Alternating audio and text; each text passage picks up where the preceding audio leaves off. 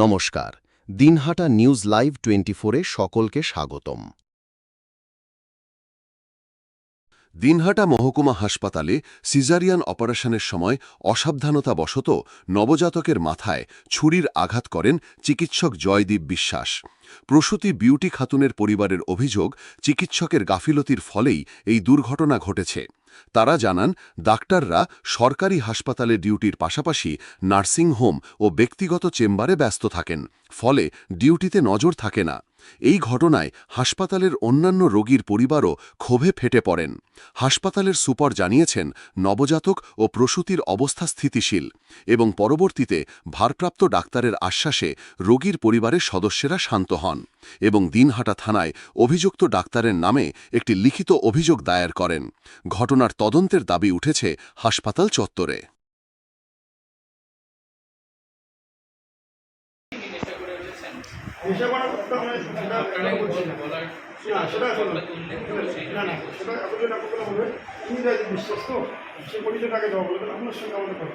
বাচ্চাগুলো মাথায় কী করে অতিরিক্ত এবং চাকুর আঘাত, যেটা হচ্ছে ব্লাডিং হচ্ছে।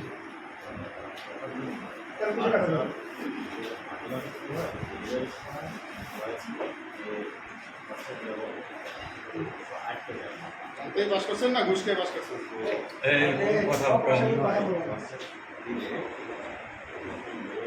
আপনি টোপাটা খুলি কথা বলেন তো। মাস্কটা খোলেন একটু, মাস্কটা খুলি আপনি কথা বলেন।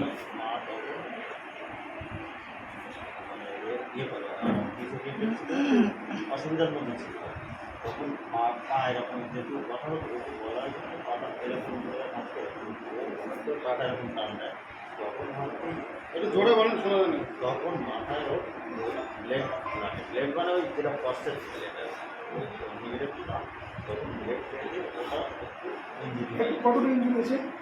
সামান্য একটু ইঞ্জিন কতটুকু? 5 ইঞ্চি, 1 ইঞ্চি, 2 ইঞ্চি, 3 ইঞ্চি, 4 ইঞ্চি?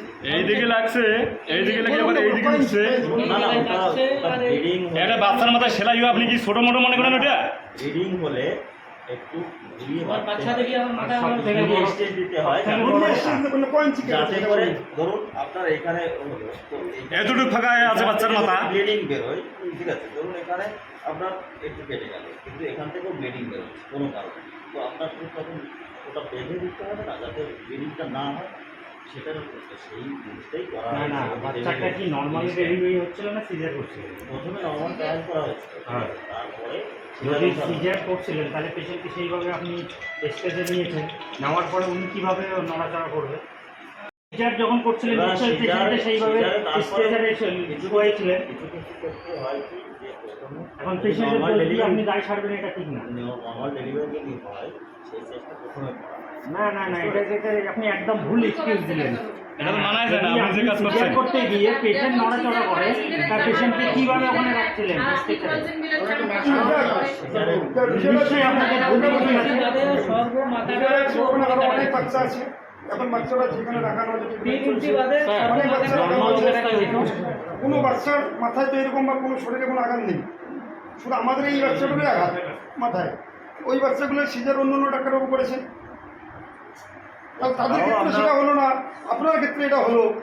আমি তো একটা করিনি, আমি 3টে সিজার করেছি আজকে আপনি 3টে সিজার করলেন, দুটো ঠিক, একটা বেশি।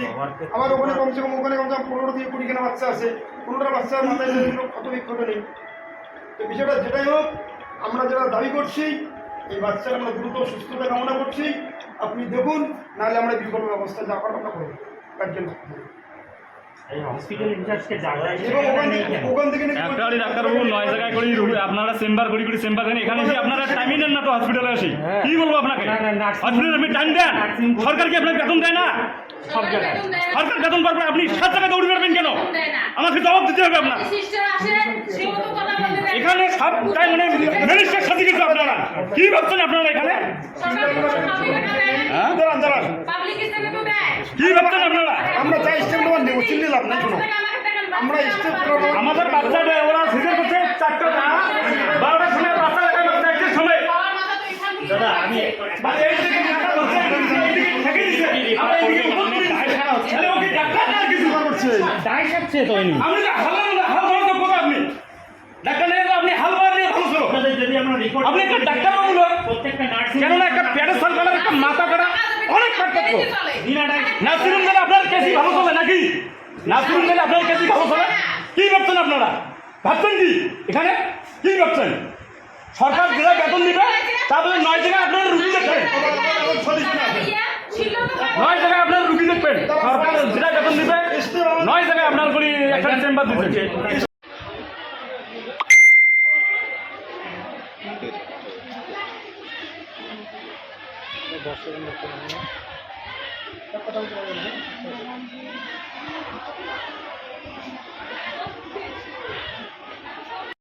থেকে চোট লেগেছে, ঠিক আছে, সেটা একটা রিটায়ার করেছে। আমি এসরায় দেখে এসরায় অসুস্থ, উনি এর জন্য আসতে রাজি লেগেছে হয়েছে। মানে দায়টা কে নিবে? দায়টা দায় বলতে কি, অপার ট্রিটমেন্ট করতে গিয়ে এখন আমি একটা পেশেন্ট খাবি খেতে খেতে এলো, তাকে ডেলিভারি টাকাটা মালা মারা গেল, তার নাকি আমি ইঞ্জেকশন দিয়ে মারলাম। এটা তো তারপরে ভরসা রাখতে তেমন করলে হয় না। এগুলো ওরকম কাজ। বর্ষা লেগে এবারে অপারেশন কিন্তু এগুলো করেছে, কিন্তু ভর্ষণযোগ্য কাজ হচ্ছে না। ডেলিভারি নিয়ে অনেক কিছু হয়, অনেক কিছু নিয়ে করা হচ্ছে, যেমন অ্যাম্বুলেন্স বন্ধ কি সব কিছু হয়ে গেছে, অনেক কিছু করা হচ্ছে, সেগুলো ওরকম নয়। থেকে হয়ে গেছে, সেটা তার ইন্টেনশন নয়, হওয়াটা দুর্ভাগ্য, কারণ এটা হওয়া উচিত না।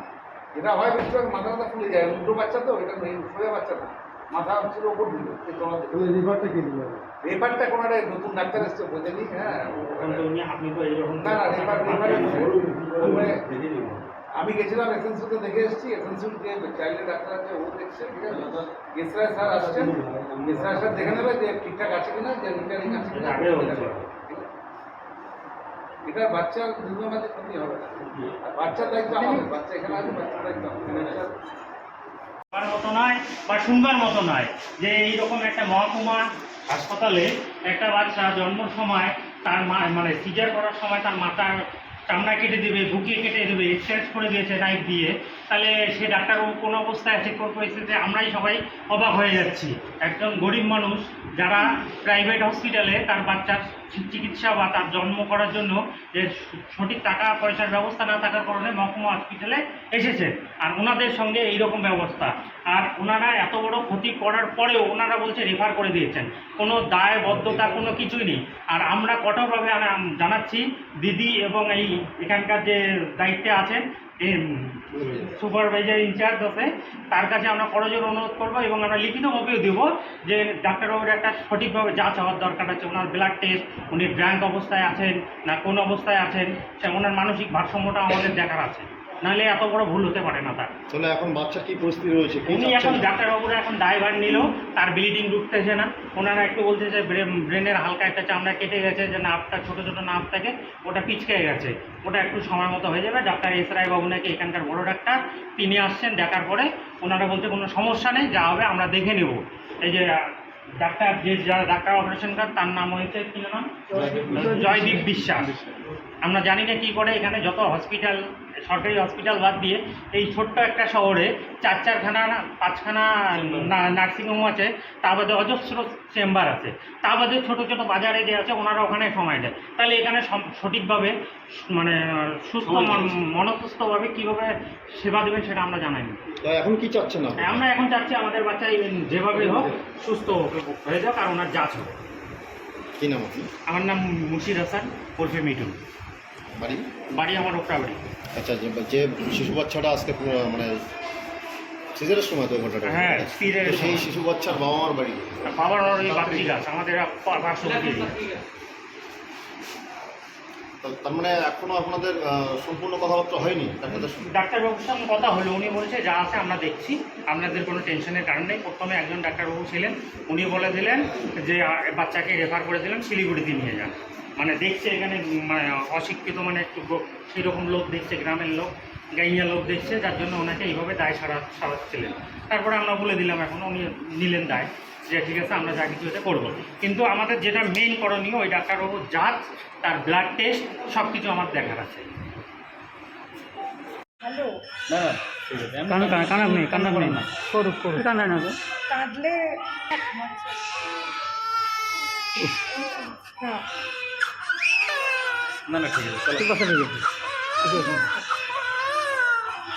আপনি এবার একটু কথা বলুন দাদা। এটা যে দিনহাটা মহকুমা হাসপাতালে আপনাদের পেশেন্ট বিউটি খাতুনের যে সিজারের সময় বাচ্চার মাথায় সার্জিক্যাল ব্লেড দিয়ে যে আঘাত হয়, সেই আঘাতের কারণে বাচ্চা অসুস্থ হয়ে যায়। তো আপনারা এই নিয়ে কি আইনি পদক্ষেপ নিলেন? আমি অবশ্যই থানায় আসছি, থানায় কমপ্লেন করলাম, এই যে কমপ্লেন কপি আমি ডাক্তারের বিরুদ্ধে আমি কমপ্লেন করলাম এখন, কারণ আমার বাচ্চা খুবই অসুস্থ আছে। আল্লাহ না জানে কি হবে ভবিষ্যৎ, এখন কপালে থাকলে হবে। তো পরবর্তীতে আপনারা কি পদক্ষেপ নেবেন বলে মানে চিন্তা ভাবনা করছেন? দেখুন, যদি বাচ্চার কিছু একটা হয়ে যায় আমরা আইনত ব্যবস্থা নেব, যা করা লাগে আইনে তাই করব। আপনার নাম দাদা? আমার নাম নূর নবী মিয়া, আমি বাত্রিঘাট ফ্রাগমেন্টের গ্রাম পঞ্চায়েত সদস্য। ধন্যবাদ।